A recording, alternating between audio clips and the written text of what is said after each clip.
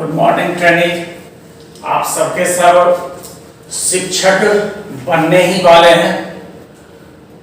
आपकी योग्यता से तो कह नहीं सकते, आप बहुत ही अच्छे, बहुत ही गुणवान हैं। आप बहुत ही उच्च योग्यता प्राप्त हैं। केवल एक कदम दूर हैं शिक्षक बनने से। आज हम लोग जो आपके साथ चर्चा करेंगे वो होगा शिक्षक, शिक्षण एवं तकनीक, टीचर्स, टीचिंग एंड टेक्नोलॉजी। आपके मन में आता होगा, चाहे आप जानते भी होंगे, जो आप टीचर बनने वाले हैं, लेकिन टीचर कहते किसको हैं? अगर ये प्रश्न सामने आ जाता है तो इसको सॉल्व करने में थोड़ी सी कठिनाई अनुभव करते हैं, लेकिन सिंपल सा है। टीचर का जो कार्य है उसी को कोरिलेट कर दीजिए, आपको टीचर का डेफिनेशन स्वतः मिल जाएगा। जैसे हमने अभी लिखा है टीचर के लिए, ये टीचिंग से तो बिलोंग करते हैं, टीचिंग शब्द से ही टीचर आए। तो a person who help a student, क्या करने के लिए? To acquire knowledge and competence. Simple सा कह रहे हैं, ए स्टूडेंट को जो बनाता है, क्या बनाता है? वो एक्वायर्ड नॉलेज और कॉम्पिटेंस जिसके कारण आता है, जिसके द्वारा आता है, वही तो क्या है? टीचर है। आप भी तो वही काम करने जा रहे हैं। तो सिंपल वे में हम लोग टीचर का डेफिनेशन तो सब लोग जान गए होंगे, और आप जानते थे, केवल हमने उसको क्या किया, आपको फिर से याद दिला दिया। अब हम लोग जो टीचर बनेंगे, टीचर बनने के बाद हमारा जॉब होगा टीचिंग का, और टीचिंग का जब जॉब होगा मतलब शिक्षण का जॉब होगा, तो शिक्षण की विधियां होगी, शिक्षण की कौन कौन सी विधियां होगी, इस पे आज हम लोग आपके साथ चर्चा करेंगे। तो शिक्षण की तीन प्रमुख विधियां, पहला है शिक्षक केंद्रित, दूसरा है विद्यार्थी केंद्रित, और तीसरे होते हैं तकनीक केंद्रित। यानी शिक्षण कितने प्रकार के हो गए?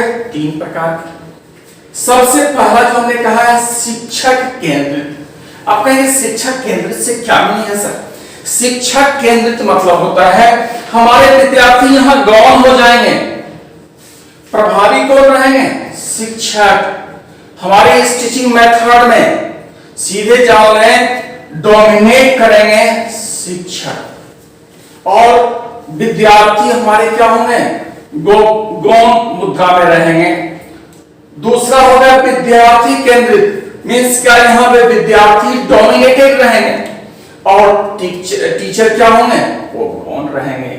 जबकि तकनीक केंद्रित में तो आप अभी देख ही रहे हैं, आपके पास आईसीटी है, कंप्यूटर है, विभिन्न तरह के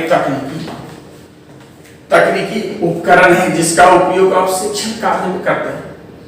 तो इन सबों पर हम लोग विस्तृत रूप में चर्चा करेंगे। सबसे पहले हम लोग शिक्षक केंद्रित पे चले आवे। तो शिक्षक केंद्रित शिक्षण विधियां जो है, इनको फिर जब उपवर्गों में बांटेंगे, इनके 5 उपवर्ग होंगे। पहला होगा व्याख्यान विधि, दूसरा होगा व्याख्या विधि, तीसरे होंगे वर्णन विधि, चौथे प्रश्नोत्तरी विधि, और लास्ट में कहेंगे प्रदर्शन विधि। ये पांचों के पांच सबके सब किसके हैं? शिक्षक केंद्रित शिक्षण पद्धति है। अब जरा हम लोग इस पे पहले छोटा सा चर्चा करें। व्याख्यान विधि, आप देखे होंगे अभी तक आपके जीवन में बहुत सारे शिक्षकों के शिक्षण कौशल से परिचय होगा। कुछ शिक्षक आते होंगे आपके क्लास में और अपने विषय वस्तु पे वन वे ट्रैक पे, यानी स्टूडेंट को बिना क्रियाशील किए हुए अपना सिंपल सा क्या किए, लेक्चर दे देते हैं। ये मुख्यतः हायर क्लासेज, जब आप हायर क्लास में होंगे उस समय जो शिक्षक पढ़ाते होंगे, आप याद करें, वो व्याख्यान विधि का वर्णन होता है। व्याख्या विधि, व्याख्या विधि मुख्यतः क्या होते हैं? जो रिसर्च का जो वर्क होता है, इसमें देखेंगे व्याख्या विधि का उपयोग किया जाता है। आप में से कुछ लोग रिसर्च में होंगे और वहां उससे परिचित होंगे। फिर होते हैं वर्णन विधि। खास करके वर्णन विधि में हम लोग जाएंगे तो भाषा शिक्षण का जब कार्य होगा तो भाषा शिक्षण में वर्णन विधि की बहुत अधिक प्रमुखता होती है। फिर प्रश्नोत्तरी विधि। आप देखेंगे जो शिक्षक जिस विषय से संबंधित शिक्षण कार्य कर रहे हैं उसमें वो अपने सारे विषय वस्तु को प्रश्न से जुड़ा हुआ प्रश्न से जोड़ते हैं और उसका हल करते हैं। और लास्ट होगा प्रदर्शन विधि।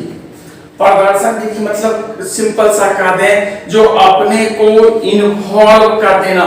जैसे आपने बहुत सारे फिल्म देखे होंगे, क्या वहां जो अभिनय करने वाले कलाकार हैं क्या सचमुच उस घटना से जुड़े रहते हैं? नहीं, वो अपने को पूर्ण रूप में उसमें समावेश कर देते हैं।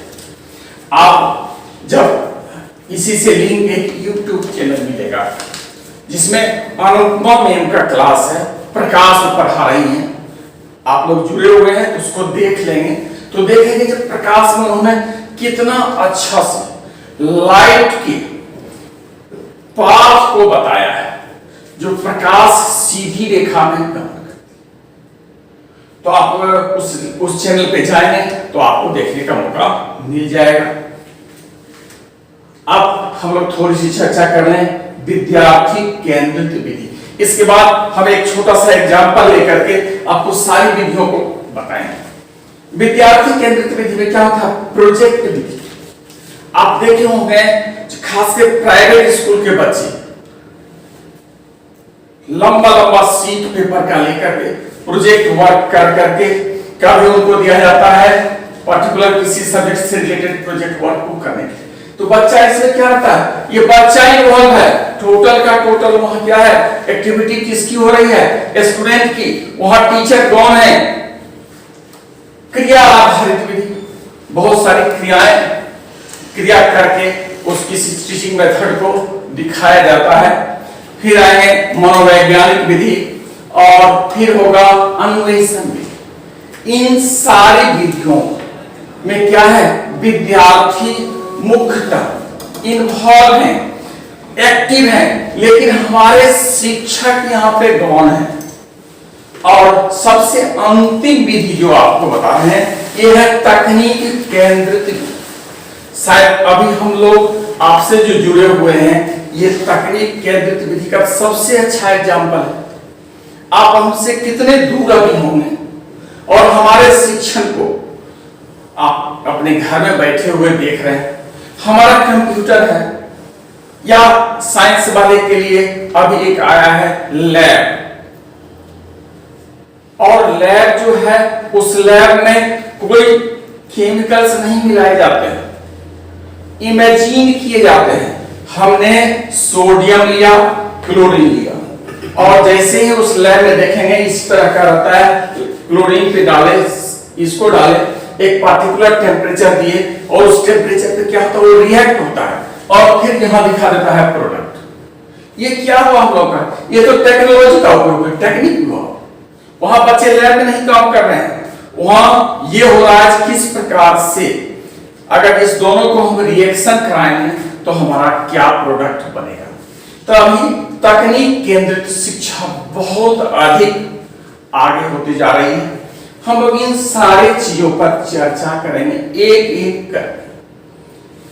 जैसे मनोरंजन सर के द्वारा इससे पहले जो एक वीडियो आया होगा जो आप देखे होंगे, उसमें उन्होंने फ्लावर के बारे में बात की है।